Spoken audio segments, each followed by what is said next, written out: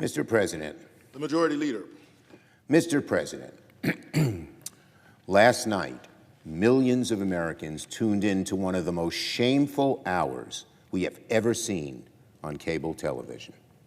With contempt for the facts, disregard of the risks, and knowing full well he was lying to his audience, Fox News host Tucker Carlson ran a lengthy segment last night arguing the January 6th Capitol attack was not a violent insurrection.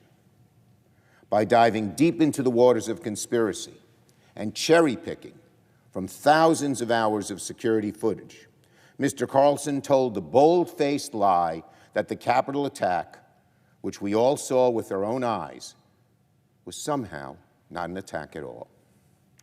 He tried to argue it was nothing more than a peaceful sightseeing tour. Can you imagine? A nonviolent demonstration, a perfectly fine and appropriate instance of people expressing their opinion.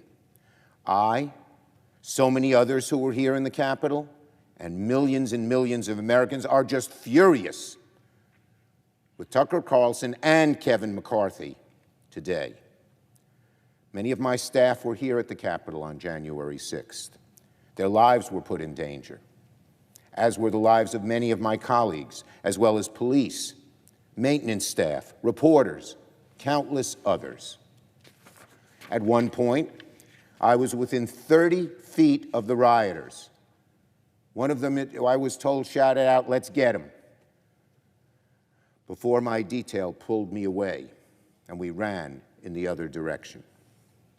To say January 6th was not violent is a lie pure and simple. I don't think I've ever seen a primetime cable news anchor manipulate his viewers the way Mr. Carlson did last night. I don't think I've ever seen an anchor treat the American people and American democracy with such disdain. And he's going to come back tonight with another segment. Fox News should tell him not to. Fox News, Rupert Murdoch, tell Carlson not to run a second segment of lies. You know it's a lie. You've admitted it's a lie. And Speaker McCarthy is every bit as culpable as Mr. Carlson. Speaker McCarthy's decision to share security footage with Fox looked like a mistake from the very beginning. But after last night, it looks like a disaster. Speaker McCarthy has played a treacherous game by catering to the hard right. He's enabled the big lie and has further eroded away at our precious democracy.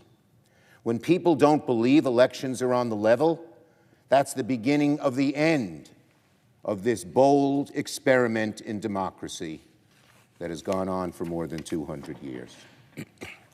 It's all the more shameful because Speaker McCarthy knows precisely what kind of customer Mr. Carlson is.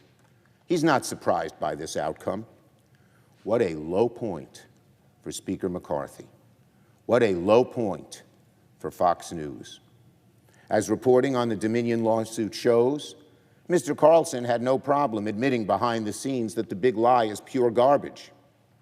When Sidney Powell went on the air to push the stolen election narrative, Mr. Carlson told fellow anchor Laura Ingraham that Sidney Powell is lying.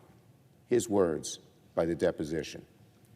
Mr. Carlson's own producer texted him that, quote, "I don't think there is evidence of voter fraud that swung the election."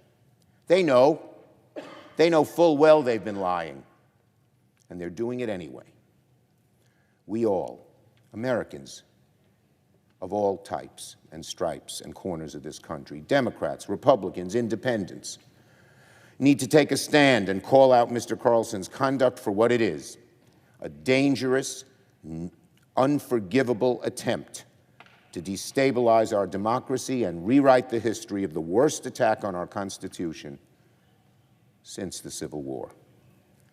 It's an insult to every police officer who was on the scene that terrible, fearful day. It's an insult to the memory of every single person who perished in connection to the attack.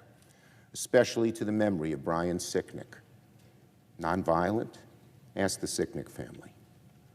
It makes me sick just thinking about what his family must be going through this morning. And it's an insult to everyone who cares about our democracy and wishes to preserve the dream of our founders in our day, in our age. I hope every member of this chamber will call out Fox and Mr. Carlson for defending the insurrectionists. And again, I am disappointed and angered in Speaker McCarthy's decision to share sensitive security footage with Mr. Carlson. Speaker McCarthy was here that day. He knows what actually happened. His staff and members suffered like everyone else, but he chose cheap political expediency over truth and preservation of democracy. I condemn Mr. Carlson for siding with the enemies of democracy.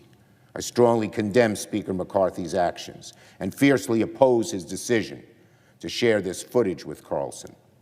I urge Fox News to order Carlson to cease propagating the big lie on his network and to level with their viewers about the truth behind the efforts to mislead the public. Conduct like theirs is just asking for another January 6th to happen. Now on another subject.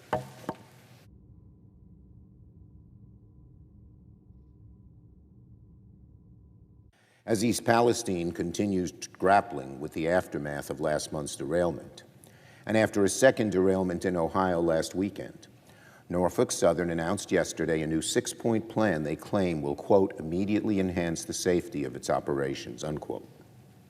But here's the question all of us should be asking. Why weren't these protocols already in place? When Norfolk Southern CEO Alan Shaw comes before the Senate on Thursday, this is just one of the important questions he must answer. Here are a few others.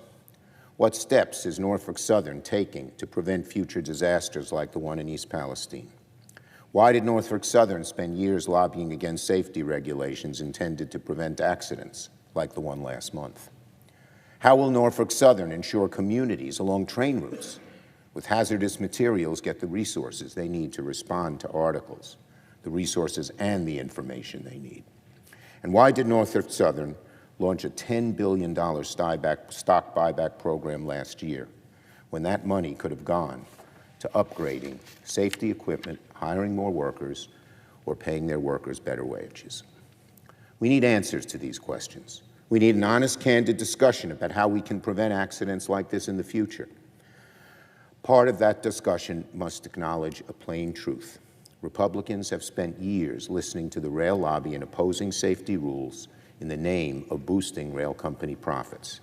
I'm talking about the Trump administration loosening brake maintenance and inspection regulations, attempting to deregulate train crew size and nullify a rule to implement safety programs.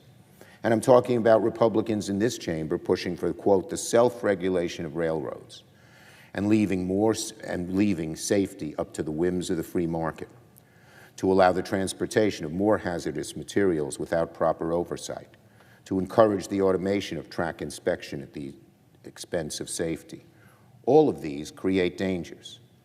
We don't know yet all the details of what exactly happened in East Palestine, but we know these deregulatory actions make things less safe. I hope that we can work together, Democrats and Republicans, to put a much-needed, long-overdue check on big rail and make sure another East Palestine never happens. And I commend the bipartisan legislation led by the senators from Ohio, Senator Brown, a Democrat, Senator Vance, a Republican, to move things forward. Budget. For the last 2 months, Democrats have highlighted the contrast between our vision and the Republican vision for our country. Republicans, meanwhile, have spent all this time trying to prove us right. In a few days, President Biden will release his budget for the 2024 fiscal year. Americans can expect the president to present a bold, optimistic, and responsible path for the nation. The president's plan is going to show how we can lower the deficit in a responsible manner. His plan will strengthen Social Security and keep Medicare solvent for another 2 decades. And the president's plan will preserve his promise not to raise taxes on anyone making less than $400,000 a year. This isn't just talk, because Democrats have already shown we can do these things. We've already lowered the deficit by hundreds of billions of dollars. We've already lowered the cost of prescription drugs like insulin, and we hope to build on that promise in the near future.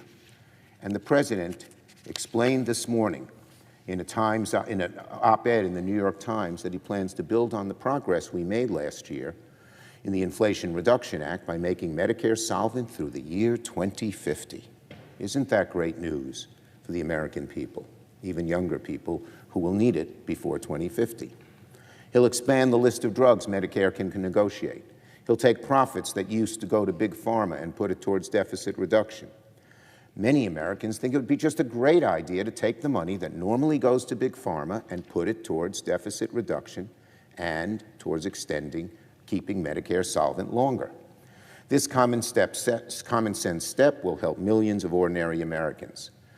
Now, Republicans, to their credit, are being very helpful about erasing any doubt about which party is fighting for the working people and the middle class. While Democrats are for keeping taxes low for most Americans, Republicans tried to push a national sales tax that would have sent taxes surging by 30% for millions. While Democrats want to make the wealthy pay their fair share, House Republicans passed their first bill, a proposal to carve out the IRS and make it easier for wealthy tax cheats to avoid detection. And while Democrats will protect Social Security, Republicans, like the senior senator from Wisconsin, decided to go on the radio the day after the State of the Union and call Social Security a Ponzi scheme. Can you imagine?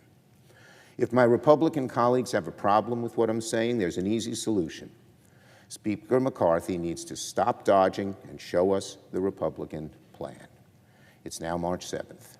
2 months have passed already in this year. The ceiling X date is approaching. Republicans have said they'll release a plan. They say they want spending cuts in return for just paying our debts, which we've already incurred. Where's their plan? What's the holdup? The president will release his budget very soon, and the onus is on Speaker McCarthy to respond with a serious plan of his own. That's a budget plan. It doesn't deal with deficit reduction, because we think that should occur without hostage-taking, without any brinksmanship, as it's been done 3 times in the past few years. So, Speaker McCarthy, respond with a plan, one that can unite the fractured and chaotic factions of the Republican Congress. And I'll have more to say on this later, but I'm just very proud that the Senate will vote to confirm a highly qualified judicial nominee, whom I recommended, Arun Subramanian. If confirmed, he will be the first South Asian judge in the Southern District of New York, which has one of the largest, if not the largest, South Asian population in the country. He's a great judge. I'm looking forward to him serving well on the bench, and I'll have more to say about him before his vote this afternoon. I yield the floor and note the absence of a quorum. The clerk will call the roll. Ms. Baldwin.